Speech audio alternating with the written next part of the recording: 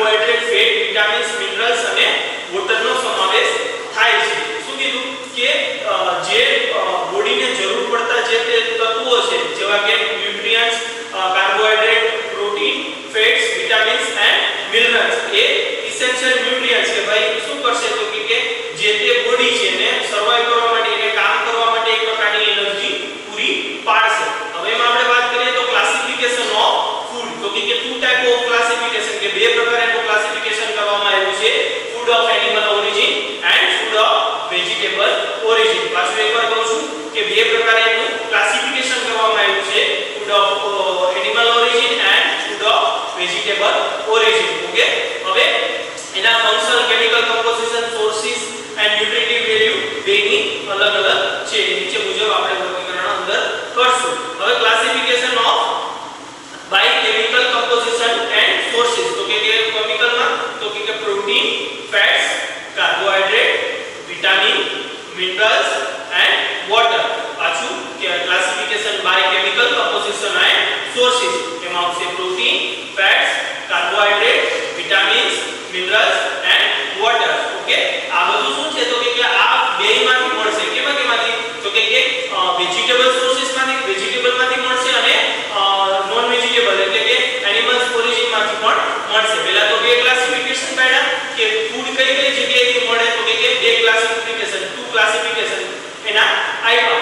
એમાં વાત કરી કે ભાઈ vegetable origin and animal origin. Okay, પછી આપણે વાત કરી કે એના સોર્સિસ તો કે સોર્સિસની વાત કરી અને કમ્પોઝિશન એન્ડ સોર્સિસની વાત કરી. તેમાં આવ્યું protein, fats, carbohydrate, vitamins, minerals and water. હવે આવશે ન્યુટ્રિટિવ વેલ્યુ કે ભાઈ ક્યાં જે તે તત્વ છે એની ન્યુટ્રિટિવ વેલ્યુ કેટલી છે, એની વેલ્યુ કેટલી છે એ વાત કરીએ તો પલ્સીસ, વેજીટેબલ્સ, નટ્સ એની બધાની આપણે ન્યુટ્રિટિવ વેલ્યુ અંદર જોશું. અને મોસ્ટલી વેજીટેબલ્સમાં વધારે જોવા મળશે ન્યુટ્રિટિવ વેલ્યુ, એ બધી આપણે વસ્તુ જોશું. ઓકે, બટ તમારે જે તે સિલેબસમાં બીએસસી નર્સિંગ ફર્સ્ટ સેકન્ડમાં કમ્યુનિટી હેલ્થ નર્સિંગ ફર્સ્ટમાં આવે છે એમાં ખાલી આવે છે food hygiene and food prevention. Okay, but આપણે હું તમને ખાલી જસ્ટ ઉપરથી વાત કરી દઉં કે ન્યુટ્રિટિવ વેલ્યુ એટલે કે જે કોઈ તત્વ છે, ધારો કે કોઈ પણ એક તત્વ છે, કોઈ પણ એક વેજીટેબલ્સ છે તો એ વેજીટેબલ્સમાંથી કેટલા તમને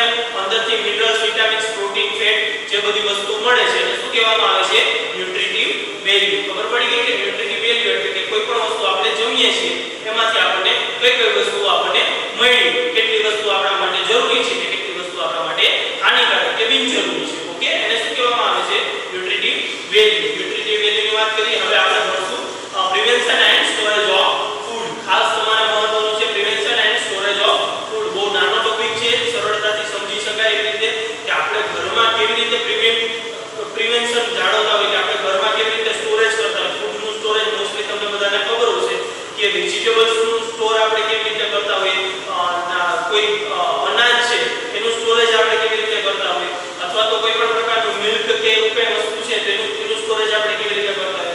આ તે બધી વસ્તુ આપણે ભણવાનું છે. ઓકે, હવે વેજીટેબલ્સની વાત કરીએ તો વેજીટેબલ્સમાં બધું આવી જાય, એમાં ફ્રૂટ્સ ને એ પણ આવશે. ઓકે, તો આપણે મિનિમમ વેજીટેબલનું સ્ટોરેજ આપણે કોઈ પણ કોલ્ડ રૂમમાં અથવા તો કોલ્ડ રેફ્રિજરેટરમાં મોસ્ટલી આપણે ઘરમાં ઉપયોગમાં આવતું હોય રેફ્રિજરેટર એમાં આપણે સ્ટોરેજ કરતા હોઈએ છીએ.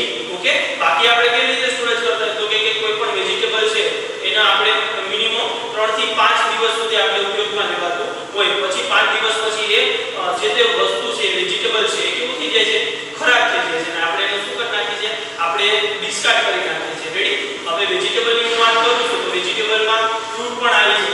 ફ્રૂટમાં મિનિમમ અલગ અલગ પ્રકારે ફ્રૂટનું પણ સ્ટોરેજ કરવામાં આવે છે. કેળા છે, ચીકુ છે, જે તે ફ્રૂટ છે એના બધાના કેવા અલગ અલગ પ્રકારે સ્ટોરેજ કરવામાં આવે છે. બધાની એક જ વેલ્યુ નથી હોતી કે જે તે એની સ્ટોરેજ લેવલ શક્તિ કે જે એનો પીરિયડ છે એ બધાનો એક નથી હોતો, જેથી કરીને આપણે એને અલગ અલગ પીરિયડમાં એને સ્ટોરેજ કરવામાં આવે છે. હવે હું વાત કરું કે પ્રિવેન્શન અને સ્ટોરેજની તો હાઉસહોલ્ડ મેથડમાં કોલ્ડ સ્ટોરેજ, પછી આવશે એનું સ્ટેનિંગ કરવાનું કે અથવા તો ફ્રીઝિંગ કરવાનું કે ભાઈ એને કેવી રીતે આપણે પ્રિઝર્વ કરશું. ઓકે, હવે એમાં કેમિકલ મેથડમાં વાત કરું તો એમાં કુલિંગ કે કોઈ પણ પ્રકારનું જ્યુસ છે કે કોઈ પણ પ્રકારનું બેબી મિલ્ક છે, ફ્લુઇડ છે, પાવડર છે અથવા તો એનિમલ દ્વારા કોઈ પણ વસ્તુ તેની રાસાયણિક પદ્ધતિનો સંગ્રહ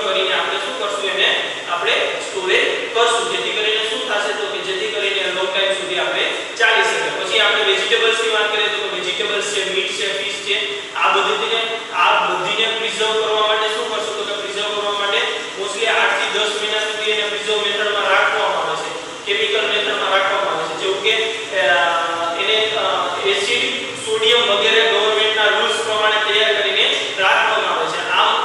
આ બધી વસ્તુ પ્રિઝર્વ કરવાની, બટ જે ન્યુટ્રિટિવ વેલ્યુ પહેલા હોય અને પ્રિઝર્વ પછી હોય એ સમાન રહેતી નથી. ખાસ કરીને જાણવા જેવું છે કે જે કોઈ પણ વસ્તુ આપણે પ્રિઝર્વ કરતા હોઈએ એ પ્રિઝર્વની જે ન્યુટ્રિટિવ વેલ્યુ હોવી જોઈએ, એટલે કે ધારો કે કોઈ પણ સમયે આપણે તાજી કઈ વસ્તુઓ લઈને આવ્યા છીએ એ જે વસ્તુ ખાઈએ છીએ એમાંથી જે આપણે ન્યુટ્રિયન્ટ્સ, મિનરલ્સ ને જે તે કઈ પણ વસ્તુ મળે છે, અને કોઈ પણ વસ્તુ જે આપણે પ્રિઝર્વ કરીને રાખેલી છે કે 5 દિવસ કે 10 દિવસ કે 20 દિવસ કે 1 મંથ સુધી જે પ્રિઝર્વ કરેલી રાખેલી છે એની ન્યુટ્રિટિવ વેલ્યુ બે અલગ અલગ હોય છે. એટલે મોસ્ટલી એવી વાત કરું કે જે પહેલા આપણે તાજી વસ્તુ ખાધેલી હશે એમાં ન્યુટ્રિટિવ વેલ્યુ સૌથી વધારે હશે, જેની સરખામણીએ ઓલી ન્યુટ્રિટિવ વેલ્યુ કેવી હશે?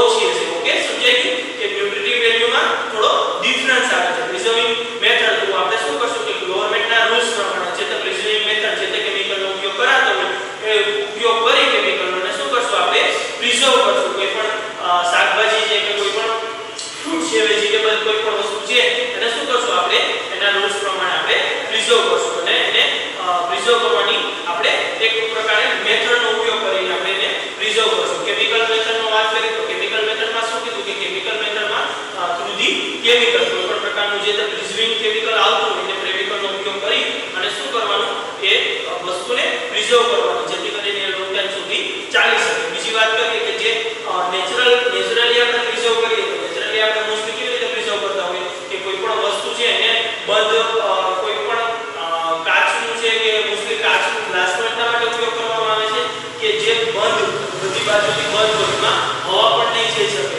એટલે શું થશે કે એ બગડશે નહીં. એટલે આપણે નેચરલી આપણે આ રીતે પ્રિઝર્વ કરતા હોઈએ. મોસ્ટલી પ્રિઝર્વેશન ને સ્ટોરેજ મેથડ તો એટલા માટે ઉપયોગી છે કે જ્યારે પણ કોઈ પણ હોસ્પિટલમાં આપણે અથવા તો કોઈ પણ કમ્યુનિટી એરિયામાં કોઈ એવી વસ્તુ છે કે એવી વેજીટેબલ્સ છે, ફ્રૂટ છે કે જેની એમ કહેવાય કે એક જ સીઝનમાં જોવા મળતું હોય એ આપણે પ્રિઝર્વ કરવાથી શું કરે કે આપણે બીજી સીઝનમાં પણ એનો ઉપયોગ કરી શકીએ, બટ એની ન્યુટ્રિટિવ વેલ્યુ બહુ ઓછી થઈ જાય છે, જેથી કરીને પેશન્ટને આપણે એટલું બધું આપી ના શકીએ. કેમ કે પેશન્ટને આપવાથી શું થશે, એક તો પેશન્ટ આમે કેવું હોય ડિસીઝ કન્ડિશનથી એને કોઈ પણ પ્રકારનો રોગ હશે જેથી કરીને એમાં સર્વાઈવ કરતો હોય અને શું કરીએ કે આપણે કોઈ બીજી કેમિકલ વાળી વસ્તુ એને ખવડાવીએ તો શું થાય કે ઇમ્યુનિટી તો એની ઓલરેડી લો જ છે, બટ શું થશે કે બીજા કંઈ પણ કન્ડિશન બીજી કંઈ પણ કેમિકલ વાળી વસ્તુ અથવા તો કોઈ પણ વસ્તુ ખવડાવવાથી શું થશે તો જે તે પેશન્ટની કન્ડિશન